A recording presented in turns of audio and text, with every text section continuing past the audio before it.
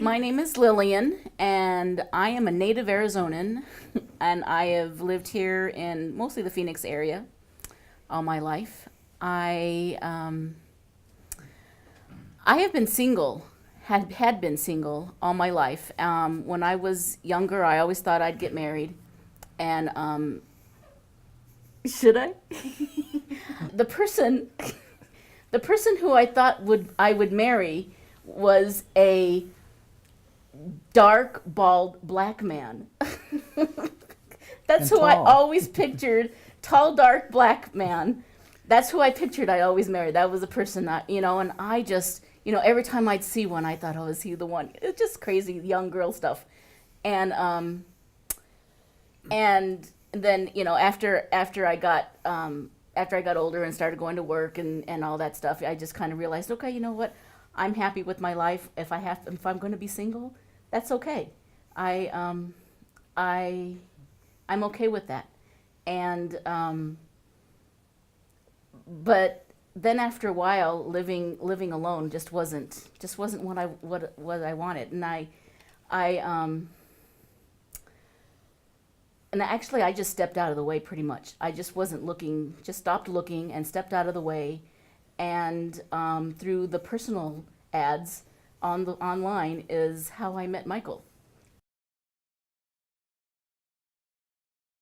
We met one day on a Friday, and all weekend we realized that we were thinking about each other the whole weekend. And we got together again on Monday.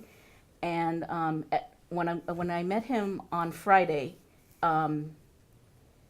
he didn't tell me. We actually met as I met him thinking he was on the woman-to-woman site, and he didn't tell me at that time that he was transitioning. Well, after the weekend, we got together again, and he thought, okay, I'm feeling these feelings for her. I guess I better tell her what's going on.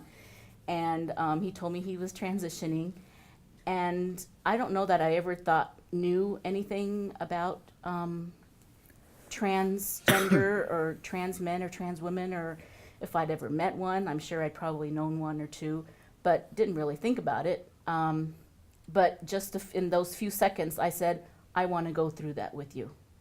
And then 3 months later, we were married. Every time we'd gotten together before that, we were talking about future stuff together, and we were going to do this together, and we're going to do this together, and how neat it would be able to do this together, and stuff like that. We'd been talking about that for quite a while, and then we were driving to our places.